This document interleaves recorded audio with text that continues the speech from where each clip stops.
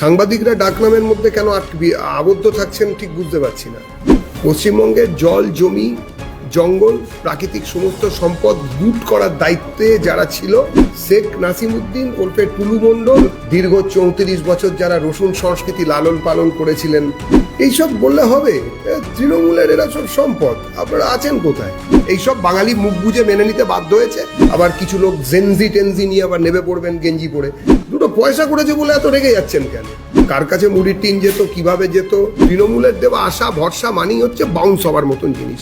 এবং এখনো পর্যন্ত আমরা প্রায় 50 কোটি বোধহয় ছাড়িয়ে ফেলেছি। কি করা যাবে? এরকম জায়গায় জায়গায় এরকম আকবর, জাহাঙ্গীর, শাহজাহান, নাসিমউদ্দিন সব তৈরি করা হয়েছিল। আরে পুরো তৃণমূলটাই এই ধরনের বেআইনি বিষয়ের সঙ্গে যুক্ত ছিল। আমি এই কদিন ধরে একটা জিনিস অদ্ভুতভাবে দেখছি, যে ডাকনাম ধরে ডাকার একটা প্রবণতা হচ্ছে সাংবাদিক মহলে।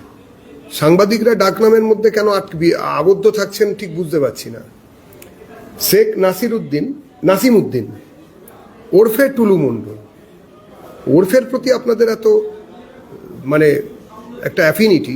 যাই হোক, শেখ নাসিমউদ্দিন ওরফে টুলু মণ্ডল এবং তার সহযোগী আত্মীয় মোহাম্মদ মিনার মণ্ডল, এদের বিরুদ্ধে যেসব জিনিস জানা গেছে, এবং এখনো পর্যন্ত আমরা প্রায় 50 কোটি বোধহয় ছাড়িয়ে ফেলেছি, 100-র দিকে এগোচ্ছে। সেই অপার কথা মনে পড়িয়ে দিচ্ছে এবং আরো অনেকের কথা মনে পড়িয়ে দিচ্ছে। এটাই তো তৃণমূল। পশ্চিমবঙ্গের জল, জমি, জঙ্গল, প্রাকৃতিক সমস্ত সম্পদ লুট করার দায়িত্বে যারা ছিল, তাদের মধ্যে এই শেখ নাসিমউদ্দিন ওরফে টুলু মণ্ডল, যে নাম এতদিন ধরে চলছে, আর মোহাম্মদ মিনার মণ্ডল, এরা এইসব করেছে। এবং আরো অনেককে পাওয়া যাবে, যাদের যেখানে পাওয়া যাবে তাদের বিরুদ্ধে আইনি ব্যবস্থা যা নেওয়ার হবে। মনে রাখবেন, এটার ওই টালির চালার থেকে পরিচালিত সরকার নয়, শ্যামাপ্রসাদের বিচারধারার সরকার। কাউকে কোনো রকম ইমিউনিটি দেওয়া হবে না। এইসব বললে হবে? তৃণমূলের এরা সব সম্পদ, আপনারা আছেন কোথায়? যিনি কোনো কিছুই করতেন না, একটা উদ্ভট ফেক ইউনিভার্সিটি থেকে নাকি কি একটা মাস্টার ডিগ্রি করেছিলেন ব্যবসায়, তিনি কয়েকশো কোটি টাকা করে ফেললেন, সর্বাধিনায়ক। আরে এই বেচারি বাস কন্ডাক্টর আর অবসরপ্রাপ্ত শিক্ষক বলে ওকে কিছু করতে পারবে না? আরে তৃণমূল করতো, এটা বোঝার চেষ্টা করুন। আর দ্বিতীয়ত, একে তৃণমূল, তার উপরে শেখ নাসিমউদ্দিন, দুটো পয়সা করেছে বলে এত রেগে যাচ্ছেন কেন? দুধেল গাই, এসব তো করবেই। আর তার জন্য মানুষ চাট খাচ্ছিল। মানুষ উল্টো দিকে ভোট দিয়েছে তো এদেরই বিরুদ্ধে। ব্যবস্থা নেওয়া হবে। কি করা যাবে? এরকম জায়গায় জায়গায় এরকম আকবর, জাহাঙ্গীর, শাহজাহান, নাসিমউদ্দিন সব তৈরি করা হয়েছিল। তারা তো, আপনারা তো দেখেছেন, কেউ পুষ্পা, কেউ অন্যরকম ঝুঁকেগা নেহি টেহিরা ছিল। তাদের সবার উপরে সর্বাধিনায়ক ছিলেন। তো শেষ পর্যন্ত তো এরাই শেষ কথা বলতো এলাকায় এলাকায়। আরেকজন মাগুর মাছের ব্যবসায়ী ছিলেন, তিনিও এখন আবার মাথাচাড়া দিয়ে উঠছেন। আর তার আগে একজন কাজল নয়নের লোকজন ছিলেন। বীরভূম একেবারে খনি জায়গা, ওখান থেকে সবসময় সবকিছু হতো, মুড়ির টিন অবধি আসতো। কার কাছে মুড়ির টিন যেত, কিভাবে যেত, কোন পথে যেত, সেসব মানুষ জানে, প্রশাসনও জানতো। এখন সবকিছু সামনে আসবে, বিচার হবে।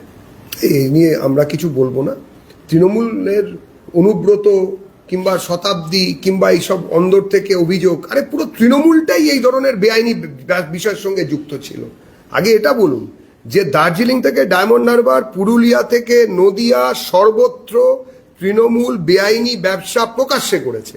আর তার আগে বিভিন্ন সময় যত রকমের চিরকুটে চাকরি, দুর্নীতি, নিজেদের ক্যাডারদের, ফুল টাইমারদের চাকরি পাইয়ে দেওয়া, বিভিন্ন সময় ফুল টাইমারদের অথবা তার বাড়ির একজনকে, নিকটাত্মীয়কে চাকরি পাইয়ে দেওয়া, তাদের ব্যবসার সুবিধে করিয়ে দেওয়া, কমসে কম রেশন কার্ড কিংবা কেরোসিনের রেশনের দোকান কিংবা কেরোসিনের ডিলার করিয়ে দেওয়া, গ্রামে গ্রামে, শহরে শহরে স্কুল টিচারের চাকরি করিয়ে দেওয়া, যদি এসএসসি শুরু হয়ে গিয়ে থাকে তাহলে 500 শিক্ষকের চাকরি করিয়ে দেওয়া।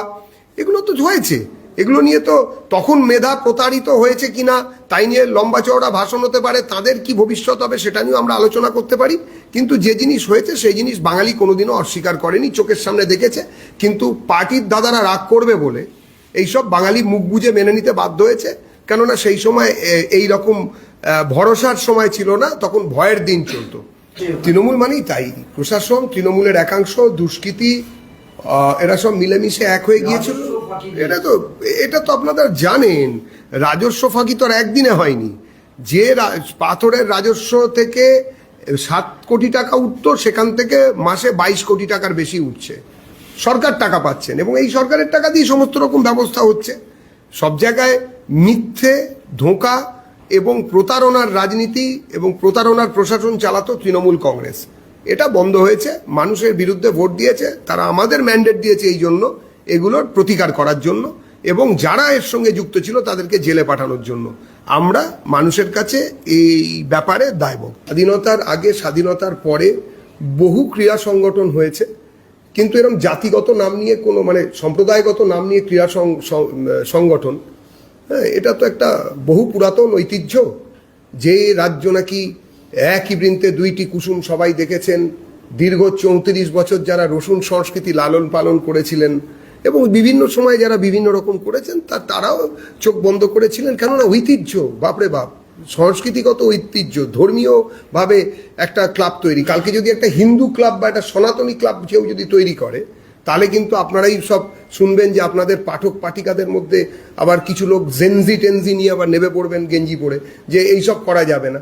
তো যা হয়েছে, তৃণমূলের লোকজন যিনি চেক দিয়েছেন তার চেক বাউন্স হবে। তৃণমূলের সমস্ত চেক বাউন্স হয়েছে সমস্ত জায়গায়। তৃণমূলের দেওয়া আশা ভরসা মানেই হচ্ছে বাউন্স হওয়ার মতন জিনিস। এ নিয়ে ভেবে লাভ নেই।